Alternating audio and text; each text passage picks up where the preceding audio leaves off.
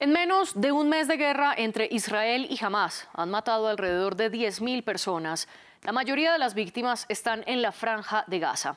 Para entender la intensidad de este conflicto, la ONU habla de cerca de 9.900 civiles muertos en Ucrania en casi 2 años desde la invasión rusa. Es decir, un número similar al de los territorios de Medio Oriente, pero en mucho más tiempo. En medio de todo esto, los líderes del mundo han discutido en Naciones Unidas qué hacer para frenar la guerra. Esto se debe a que la ONU trabaja en 5 áreas y la primera es mantener la paz y la seguridad en el mundo luego de la devastación que hubo en la Segunda Guerra Mundial. Las otras son proteger los derechos humanos, distribuir ayuda humanitaria, apoyar el desarrollo sostenible y la acción climática y, por último, defender el derecho internacional. Aunque la primera tarea de mantener la paz recae principalmente en el Consejo de Seguridad de la ONU, desde 1950 la Asamblea General votó una resolución en la que se otorga el poder de hacer sesiones especiales de emergencia para los temas en los que el Consejo de Seguridad no logra un consenso. Resuelve que si el Consejo de Seguridad, debido a la falta de unanimidad de los miembros permanentes, no ejerce su responsabilidad primordial de mantener la paz y la seguridad internacionales, la Asamblea General considerará el asunto inmediatamente con miras a hacer recomendaciones apropiadas a los miembros para que adopten medidas colectivas. Así, en toda la historia de la ONU, la Asamblea General ha hecho solo 11 sesiones de emergencia ante la inacción del Consejo de Seguridad. Y la 10ª es precisamente por lo que Naciones Unidas cataloga como acciones ilegales de Israel en los territorios palestinos ocupados. La sesión se abrió por primera vez en 1997 y revivió el pasado 26 de octubre, precisamente por la guerra entre Israel y Hamás. Y fue en ese contexto que la Asamblea General aprobó la única resolución que hay hasta ahora en la ONU, que pide una tregua humanitaria inmediata y sostenida. Pero en terreno, la guerra solo se ha intensificado. ¿Qué tanto sirve entonces la ONU? ¿Y qué pasa con el Consejo de Seguridad en guerras como estas? Para discutirlo en nuestro debate nos acompaña en nuestro estudio Ricardo Abello Galvis, profesor de Derecho Internacional de la Universidad del Rosario en Colombia. Desde Berlín está Ezequiel Luis Vistoletti, profesor de Relaciones Internacionales en Alemania y conductor del canal de YouTube Demoliendo Mitos de la Política. Y desde Ciudad de México se conecta Joel Peña, experto en asuntos internacionales y doctor en Derecho, con orientación en Derecho Internacional Público. Además, es profesor de la Facultad de Ciencias Políticas y Sociales de la UNAM. Gracias a ustedes por estar aquí con nosotros y, por supuesto, gracias a nuestra audiencia por acompañarnos. Les recomiendo que dejen todos sus comentarios sobre este debate con el hashtag #eldebatef24 a través de nuestras redes sociales, donde estamos como @France24_ES. Pueden repetir este y todos nuestros programas en nuestro canal de YouTube o escucharlos en podcast a través de Apple Podcasts, Spotify, Deezer y TuneIn. Ricardo, le doy la bienvenida con usted con una pregunta que le quiero hacer por primera vez a todos y es ¿qué tanto sirve Naciones Unidas en general frente a esta guerra en Israel y Hamás? Yo creo que la gente en general está mirando una acción en donde ven que Naciones Unidas no está funcionando. Pero yo creo que el rol de Naciones Unidas va mucho más allá de esta mirada concreta. Aquí hay uno de los principios del derecho internacional fundamental, que es el principio de buena fe. Y si los estados y las potencias no quieren aplicar el principio de la buena fe con relación a lo que deben ser sus actuaciones frente al derecho internacional, la situación es muy difícil. Y bajo esa perspectiva, pues si los estados no quieren cumplir, pues difícilmente podrá ponerse en acción las diferentes resoluciones. Y esto es supremamente grave en la medida en que la convivencia de todos los ciudadanos y del mundo en general debe fundamentarse en el respeto de la paz, en el respeto de las normas internacionales para poder convivir. No podemos dejar que se aplique la ley del más fuerte en este mundo. Y precisamente sobre esa ley del más fuerte le quiero seguir preguntando a Ezequiel, también bienvenido a nuestro programa. Ezequiel, ¿esta ley del más fuerte aplica dentro del sistema de Naciones Unidas al momento de discutir la guerra entre Israel y Hamás? Sí, lamentablemente sí. De hecho, presenciamos la inefectividad de las Naciones Unidas para realizar su función por excelencia, la función para la cual fue establecida tras la Segunda Guerra Mundial, tras los horrores de la Segunda Guerra Mundial. Presentaba como objetivo desactivar la Tercera Guerra Mundial, pero debido a su estructura y debido precisamente a que responde a el poder de las grandes potencias, las cuales por su parte presentan derecho a veto, bueno, precisamente por esa razón no puede realizar su función, no puede establecer sus mandatos, sus resoluciones, cuando uno de los grandes poderes, uno de los poderes con derecho a veto en el Consejo de Seguridad, el organismo interno a las Naciones Unidas, el cual determina verdaderamente las cuestiones ligadas a la seguridad, a la guerra, a la paz, y el cual presenta resoluciones, el cual puede promulgar resoluciones de carácter vinculante, no así la Asamblea General. Bueno, debido al poder de veto de las grandes potencias en ese Consejo de Seguridad, cuando una de las grandes potencias, en este caso los Estados Unidos, rechaza una resolución para un alto el fuego, como en este caso, el caso de las barbaridades llevadas a cabo en la Franja de Gaza con bombardeos masivos e indiscriminados sobre población civil y ya más de 3.500 niños muertos, una verdadera barbaridad. Bueno, como Estados Unidos rechaza el alto el fuego, convalida esta situación a través de su poder de veto y entonces presenciamos la inefectividad de las Naciones Unidas, en este caso, como también presenciamos la misma inefectividad en el pasado cuando los conflictos aparecían ligados a esas grandes potencias con poder de veto.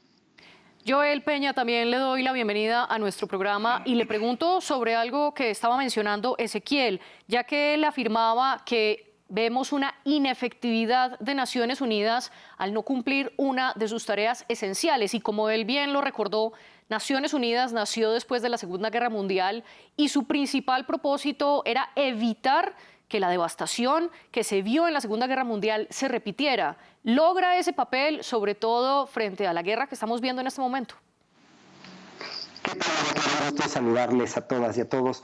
Pues miren, en realidad sabemos que la ONU es la única organización internacional de vocación universal y que se articula como un foro de gran relevancia para discutir los temas más trascendentales y que le interesan a todos los miembros de la comunidad internacional. En este caso particular, lo que está sucediendo entre Israel y Palestina, que como sabemos data de muchas décadas atrás. Si nosotros consideramos las limitaciones estructurales que tiene la propia Organización de las Naciones Unidas de conformidad con las facultades que establece la Carta de San Francisco, sobre todo aquellas relativas a la imposibilidad de emitir resoluciones vinculantes, salvo aquellas del Consejo de Seguridad, pues podríamos afirmar que la presencia de las Naciones Unidas ha sido efectiva para garantizar un orden internacional desde la Segunda Guerra Mundial. Obviamente hay muchas presiones geopolíticas, muchos intereses de los estados más fuertes que en ciertos momentos de la historia han puesto en duda la efectividad del papel de la Organización de las Naciones Unidas y de su propia continuidad. Es por ello que, de hecho, recientemente hemos escuchado, incluso desde el año pasado, con el inicio de la guerra de agresión de Rusia contra Ucrania, esta necesidad de reestructurar el sistema internacional, en particular la Organización de las Naciones Unidas, para garantizar una mayor efectividad. Por ejemplo, aumentando el número de miembros permanentes del Consejo de Seguridad, eliminando el derecho a veto, como también ya lo han propuesto diferentes gobiernos, incluyendo el mexicano, pero pues es algo que al menos en el corto plazo no se va a realizar y no va a resolver el conflicto que nos atañe en este momento. También es importante destacar que la presencia de la ONU en el caso del conflicto de Israel y Palestina ha sido constante. Hay una presencia importante del personal de la Agencia de la ONU para las Personas Refugiadas palestinas y de otras organizaciones que pertenecen al mismo sistema de la ONU, Por ejemplo, destaco la presencia de la Oficina del Coordinador Especial de Naciones Unidas para el Proceso de Paz en Medio Oriente, la Fuerza Provisional de Naciones Unidas en Líbano, que si bien no está realmente en el conflicto, vigila la frontera con Israel precisamente para que no haya ningún problema que derive en un ataque a Cisjordania, que es lo más cercano al Líbano en este caso, el Programa Mundial de Alimentos, la UNESCO, la UNICEF, la OMS. Entonces, hay una presencia importante del sistema de Naciones Unidas que está tratando desde su trinchera tratar de disminuir los efectos negativos. Y recordemos que las resoluciones de la Asamblea General y todas las opiniones de estos órganos de Naciones Unidas, más allá de tener carácter vinculante, tienen un gran poder moral y político, pues al final de cuentas, insisto, alberga a 193 Estados miembros que trabajan en ciertos momentos en fines comunes como es la paz y la seguridad internacional. Sí, pero precisamente usted mencionaba que organismos de la ONU están en terreno y mencionó al de los refugiados palestinos, que es la UNRWA por sus siglas en inglés. Otro de los organismos de la ONU que está en Gaza concretamente es UNICEF. Y UNICEF está hablando de que Gaza, y esto lo cito textualmente, se está convirtiendo en un cementerio de niños. Pues cerca de 3.400 menores de edad han muerto únicamente en la Franja de Gaza, y esto sin contar las decenas y cientos de muertos de niños también que murieron por el ataque de Hamás en suelo israelí.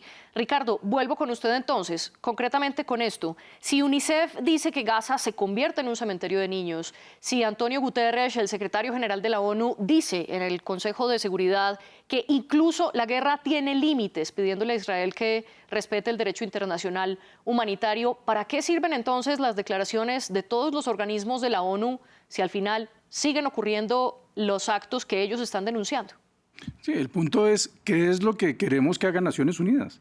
Y Naciones Unidas busca mantener la paz, pero mientras los Estados parte no lo quieran, difícilmente lo puede lograr. El tema entre el Consejo de Seguridad y la Asamblea General, y que se bloquee el Consejo de Seguridad precisamente por ese derecho de veto que tienen los 5 miembros permanentes, puede llevar a una resolución pro paz, ¿no? Y en ese sentido, la Asamblea General saca su resolución, pero como se mencionaba, no es vinculante. ¿Que se está convirtiendo en un cementerio? Desafortunadamente sí, porque jamás con el ataque del 7 de octubre le dio a Israel, entre comillas, unos argumentos para poder hacer uso de la legítima defensa, que no ha sido una legítima defensa en la medida en que no ha mantenido la proporcionalidad. Han irrespetado totalmente ambos bandos el derecho internacional humanitario, han atacado objetivos civiles, hospitales, han frenado la salida. Pedir que salgan 2 millones de ciudadanos en 24 horas es imposible. Eso es simplemente querer cumplir con un checklist y ya. Pero volviendo al punto central que usted está argumentando de que si bien la ONU tiene ese objetivo, pero depende de la voluntad y la buena fe de los estados, ¿de qué sirve entonces un organismo así si depende al fin y al cabo de la política? Lo que mencionaba Joel. Es decir, desafortunadamente en ese momento, cuando no hay buena fe de parte de los estados parte de Naciones Unidas y que insisten en violar el derecho internacional humanitario, lo que hace Naciones Unidas es precisamente intervenir para tratar de proteger a los civiles, para tratar de proteger a los niños, para que los refugiados, para que tengan acceso a la comida, al agua, que tengan una carpa donde poder pasar la noche, y ese trabajo lo está adelantando Naciones Unidas. Ahora voy con usted, Ezequiel, porque quiero que le explique, por favor, a nuestra audiencia la diferencia entre el Consejo de Seguridad y la Asamblea General. Simplemente como un recuento, dentro del Consejo de Seguridad hay 5 miembros permanentes que ustedes ya lo han mencionado, y estos son Estados Unidos, Reino Unido, Francia, China y Rusia. Si cualquiera de estos 5 países se opone a cualquier resolución que se esté debatiendo, esto inmediatamente se convierte en un veto, por lo que la resolución no puede ser aprobada. Son los únicos 5 países de los 193 que hacen parte del sistema de Naciones Unidas que tienen este poder de veto, y lo han utilizado en los 4 borradores que ha discutido el Consejo de Seguridad desde el 7 de octubre, cuando Hamás irrumpió e hizo sus ataques en territorio israelí. Estos borradores son de Rusia, Brasil, Estados Unidos y por último de Rusia. Estados Unidos se ha opuesto a todos menos a su propio documento y Rusia junto a China vetaron el documento de Estados Unidos. Luego de esto fue que la Asamblea General de la ONU aprobó una resolución pidiendo la tregua humanitaria. Ezequiel, ahora sí con la pregunta, ¿cuál es la diferencia de que el Consejo de Seguridad apruebe o no una resolución? ¿Y qué tanto sirve la resolución de la Asamblea General si desde finales de octubre pidió la tregua y aún no llega? Bueno, la primera diferencia aparece en el carácter vinculante de las resoluciones del Consejo de Seguridad. Las resoluciones de la Asamblea General, en la cual participan todos los países del mundo en igualdad de condiciones, sin poder de veto, representa una resolución no vinculante a modo de recomendación, con lo cual carece de la fuerza de las resoluciones del Consejo de Seguridad. No obstante lo cual, muchas de las resoluciones del Consejo de Seguridad no son materializadas, carecen de su cumplimiento. En el caso de la cuestión palestina, tanto la Asamblea General como el Consejo de Seguridad, ambas promulgaron resoluciones tendientes al establecimiento de un Estado palestino independiente, a pesar de lo cual Israel las desobedeció y las desobedece sin ninguna consecuencia real, debido precisamente a el equilibrio de poderes existente en la Asamblea. El equilibrio de poderes en las relaciones políticas siempre estará presente. Esto representa una institución política, por ende, el carácter político de la Asamblea no determina su fracaso.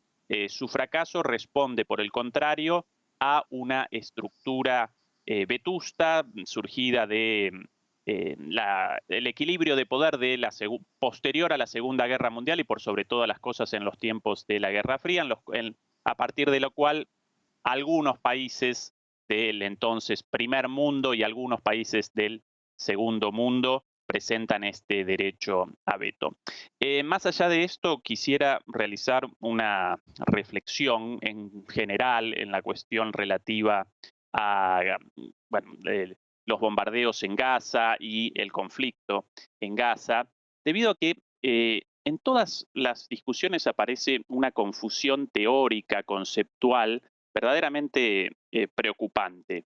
Por el momento aparecen dos versiones respecto a los terribles bombardeos responsables de este cementerio de niños en Gaza. Por un lado, quienes acompañan la supuesta legitimidad de estos bombardeos a partir de el derecho a la defensa, un derecho a la defensa bastante particular porque connotaría la violación del derecho humanitario más básico, el bombardeo de hospitales, indiscriminado de civiles, la muerte de niños y demás. Pero por otro lado aparece interesantemente una versión supuestamente más progresista, pero también equivocada, en el sentido que realizan una reivindicación del derecho a la defensa de Israel, pero sí, en la proporción correcta, ¿sí? Bueno, si una organización terrorista como Hamás cometió ataques terroristas contra Israel, entonces Israel puede responder con ataques a civiles de la misma manera. Y esto connota establecer a una organización terrorista como Hamás y a un Estado de Derecho como Israel, reconocido internacionalmente por otros estados y responsable de la garantía del Estado de Derecho tanto en lo interior como del derecho internacional en lo exterior, al mismo nivel.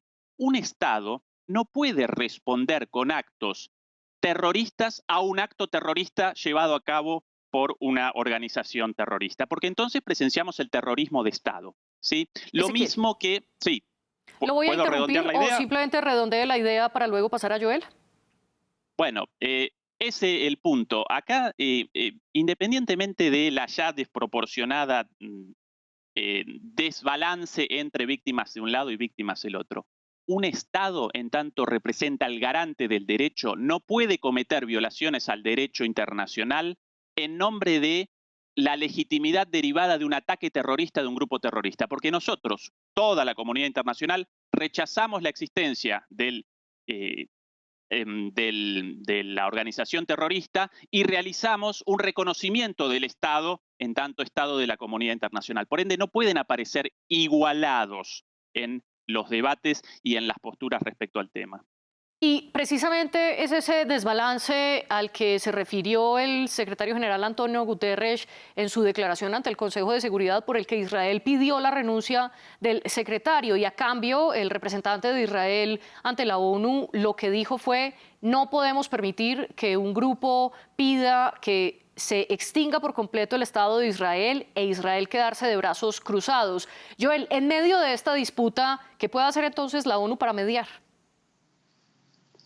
Pues en realidad la ONU tiene que recurrir a los elementos que le permite la Carta de San Francisco, recurrir a medios pacíficos, convocar a reuniones formales para examinar, de hecho, el trasfondo de los vetos en el Consejo de Seguridad. Derivado de ello, los Estados miembros pueden formular recomendaciones para mejorar la capacidad de la ONU y eventualmente ponerle fin al conflicto. Lo más urgente es facilitar la ayuda humanitaria y lograr un alto al fuego y eventualmente lograr la eventual solución pacífica de la controversia, quizás recurriendo a la fórmula de la solución de los dos estados. En el caso del Consejo de Seguridad, al igual que ha ocurrido con la guerra de agresión de Rusia contra Ucrania, pues sabemos que los miembros permanentes efectivamente han ejercido su derecho a veto, en este caso en las 4 resoluciones, y Estados Unidos, pues al ser el principal financiador de la ONU, ha evitado ya desde hace larga data más de 50 resoluciones relativas a la pacificación del Medio Oriente. ¿Por qué? Porque pues obviamente tiene muchos intereses geopolíticos y muchos intereses de materias primas y aliados, ¿no?, dentro de la región, que obviamente se contraponen con otros estados igualmente poderosos en el Medio Oriente. Y retomando lo que decía el profesor Luis, efectivamente en el derecho internacional hay una rama que se conoce como el jus ad bellum, que es esta rama del derecho internacional público que se refiere a las legítimas razones que tiene un estado para defenderse ante un ataque. Pero si bien es cierto que existe esta legítima defensa, la principal condicionante es que el Estado que se va a defender debe de identificar perfectamente aquellas poblaciones militares de aquellas que son civiles, pues independientemente de que se le haya atacado, tiene estrictamente prohibido matar a personas civiles, puesto que no han formado parte del conflicto. Entonces, estamos aquí entre una discusión entre las diferentes posturas del propio derecho internacional que incluso han llegado a poner en duda su efectividad, no solo en el seno de organismos internacionales como de la ONU, sino en términos de principios generales del derecho. Y precisamente vuelvo a un punto que tocó inicialmente, y es el trasfondo de los vetos. Ustedes también están defendiendo que pues, la ONU es un organismo político y que por ende no se le puede desligar de ese carácter político. Pero Joel, usted también mencionaba el poder de Estados Unidos vetando resoluciones, concretamente ante el Consejo de Seguridad y concretamente frente a los israelíes y palestinos. Ha vetado 34 resoluciones desde la existencia del organismo. Y también vemos el poder que utilizó Rusia a su favor para vetar resoluciones que condenaban la invasión que los rusos hicieron en Ucrania. Si es así, entonces, ¿usted considera, y estoy de acuerdo con Ezequiel, en que esta figura de vetos, y utilizo una palabra que él usó, son vetustos?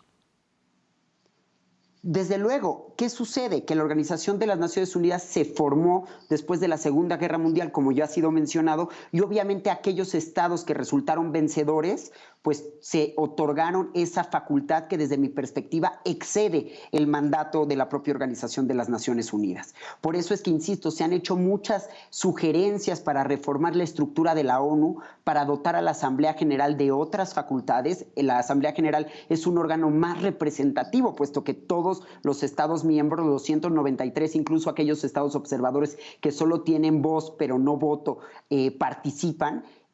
pues tenga, digamos, unas facultades mucho más amplias que le permitan incluso hacer un contrapeso al Consejo de Seguridad. Y en el caso particular de lo que está sucediendo en el caso de Israel y Palestina, tendremos que esperar qué es lo que sucede ahora que China asumió el día de hoy la presidencia rotativa del Consejo de Seguridad. Han hecho declaraciones altas y altos funcionarios chinos que precisamente el tema central que tendrán durante su mandato este mes de noviembre será precisamente la resolución del conflicto. Ahora vuelvo con usted, Ricardo. ¿Usted considera que estos vetos se deben transformar o no? ¿Y qué piensa de una posible modificación del sistema de Naciones Unidas? Hay que tener en cuenta, como se ha mencionado, que el Consejo de Seguridad funcionó muy bien mientras estábamos en Guerra Fría. Era para un esquema de Guerra Fría. La Guerra Fría se acaba y empieza a patinar el Consejo de Seguridad. Sería ideal lograr unos cambios. Es muy difícil teniendo en cuenta que hay 5 potencias que tienen el derecho de veto. Lo que antes de hacer esa modificación que yo veo muy difícil, yo creo que lo que habría que proponer es un cambio en la forma de financiación de la organización. Miremos otros mecanismos, porque efectivamente cuando las potencias tienen 30-40% del presupuesto a cargo suyo, pues hace que sea muy difícil que haya una libertad y una autonomía para la toma de decisiones. Entonces, bajo esa perspectiva, pues bienvenido un cambio, pero yo sí lo veo muy complicado por ese mismo poder que tienen esas 5 potencias. Ezequiel, y bajo su visión, ¿cómo debe ser ese cambio en la forma en la que se toman las decisiones, en las finanzas, como dice Ricardo, o incluso un cambio en el orden mundial que, como dice Joel, es lo que se defiende en Naciones Unidas, el orden mundial actual?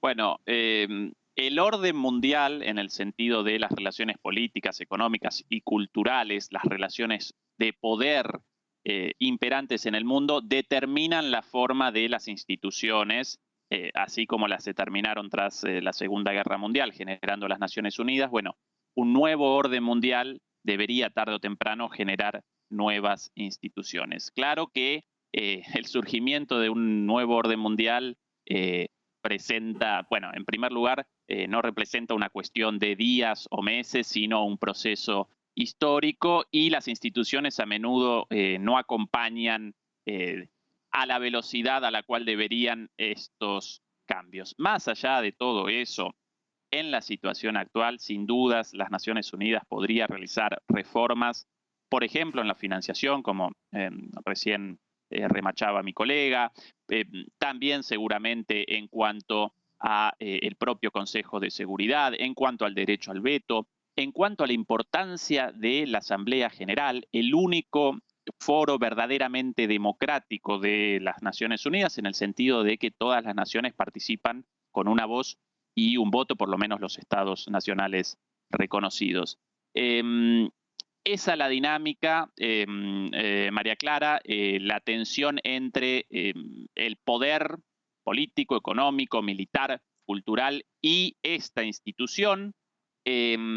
Como en este momento presenciamos un cambio en el orden mundial unipolar en dirección hacia un nuevo orden mundial multipolar o multicéntrico, con nuevos actores, con un equilibrio de poderes distinto al del pasado, hegemonizado unipolarmente por Estados Unidos. Bueno, las Naciones Unidas deberían acompañar estos cambios, en mi opinión, de manera gradual, realizando cambios paso a paso, pero sin abandonar de ningún modo la esperanza de el objetivo de establecer una institución internacional para el debate de los grandes temas y para precisamente patrocinar la paz y desactivar los grandes conflictos en el mundo.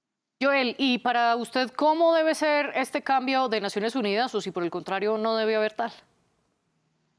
No, desde luego que tiene que haber un cambio de la Organización de las Naciones Unidas, porque como ya se ha dicho, es una institución que, si bien es eficiente en muchos ámbitos, hay muchos problemas, sobre todo aquellos problemas que atañen a los miembros del Consejo de Seguridad, cuyo veto no permite que estos se resuelvan de manera eficiente. Entonces sí tiene que haber un cambio. En el caso de la financiación de la ONU también es muy importante. Estados Unidos financia entre el 25 y el 30% de todo el ingreso de la Organización de las Naciones Unidas, lo cual, además del derecho a veto, pues le da un peso mucho más importante. Y pues sí es necesario que se cambie el sistema internacional, digamos, de una manera que pueda responder de manera más efectiva a los embates actuales, que son mucho más complejos que aquellos del siglo pasado. Cuestiones como la inteligencia artificial, como los neuroderechos, como las tecnologías emergentes hacen necesaria un repensamiento y un cambio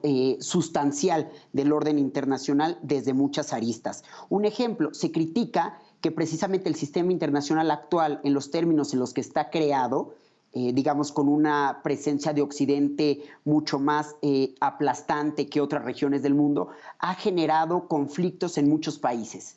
Se habla, por ejemplo, de Argentina y Egipto, que son los países más endeudados con el Fondo Monetario Internacional, una institución también derivada de la Segunda Guerra Mundial, y por eso es que hay países como los famosos BRICS, que han decidido crear un nuevo banco de desarrollo precisamente para que funcione como alternativa al Fondo Monetario Internacional. Pero ¿cuál es el problema? La voluntad política. Si no hay voluntad política, no importa a qué acuerdos se alcancen, incluso si estos llegan a ser vinculantes, porque sabemos que hay muchos foros, sobre todo en materia de derechos humanos, no solo a nivel internacional, sino regional, que han emitido resoluciones vinculantes que no son acatadas por aquellos estados incluso que han aceptado su competencia contenciosa. Entonces, pues la voluntad política es fundamental y es necesario que se cree una cultura de prevención y de atención a los problemas que pueden poner en peligro a la humanidad en su conjunto.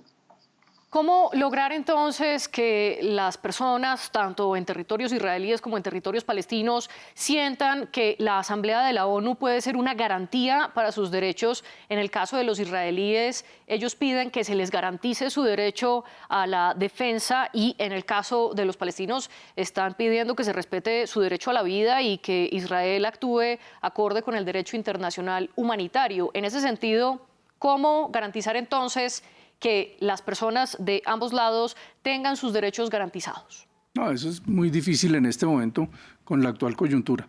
Lo que es claro para mí es que pasar de un derecho a la defensa, un derecho a la legítima defensa, a venganza, es lo que nunca debió pasar.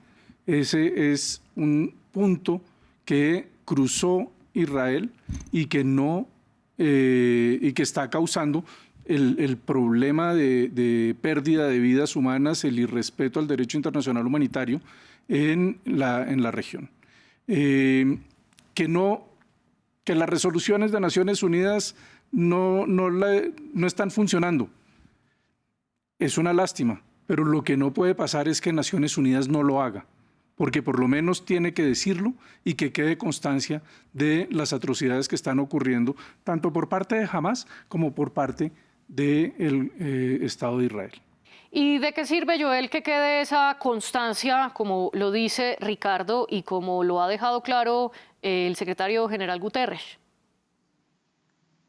Pues en realidad es muy importante que se ponga conciencia en que el acto terrorista fue cometido por Hamás, no por población palestina. Eso es fundamental, ¿sí? Y también hacerle ver al Estado de Israel que está dentro de una zona muy conflictiva. Tiene, por ejemplo, como vecino a Irán, ¿no? Una potencia nuclear que en cualquier momento puede decidir atacar a Israel, aludiendo a una defensa de Palestina, ¿sí? En ese sentido, yo creo que más bien se tiene que concientizar a ambas poblaciones y sobre todo a los gobiernos de la importancia de garantizar su seguridad y la de la población. Es fundamental que se permitan los corredores humanitarios, que se permita que llegue la ayuda humanitaria, que se permita la presencia de organismos de la sociedad civil, de la Cruz Roja, de los diferentes órganos de la ONU, sobre todo para garantizar la protección de las personas que no tienen nada que ver en el conflicto, ¿sí? Que recordemos que es un conflicto que lleva décadas, incluso siglos, si se quiere ver desde la perspectiva religiosa. Entonces no es nada sencillo y por eso es que es muy difícil que se alcance la unanimidad. De hecho, acabamos de ver, por ejemplo, en la votación de la resolución de la Asamblea General, a la cual ya se ha hecho referencia, que Sí. votó, si bien la mayoría de los Estados miembros de la ONU, hubo una diferencia muy importante entre los miembros de la Unión Europea, por mencionar tan solo un ejemplo, que en muchas ocasiones se actúan como un ente unitario. Entonces, insisto, es muy necesaria la concientización y ver que más allá de lo que se puede obtener, son más las repercusiones negativas de una guerra como la que se está llevando a cabo en estos momentos. Usted enfatiza en concientizar a los gobiernos. Ezequiel, para cerrar con usted, ¿cómo lograr esto y si es suficiente una concientización como una resolución de la Asamblea General pidiendo una tregua a todas las partes?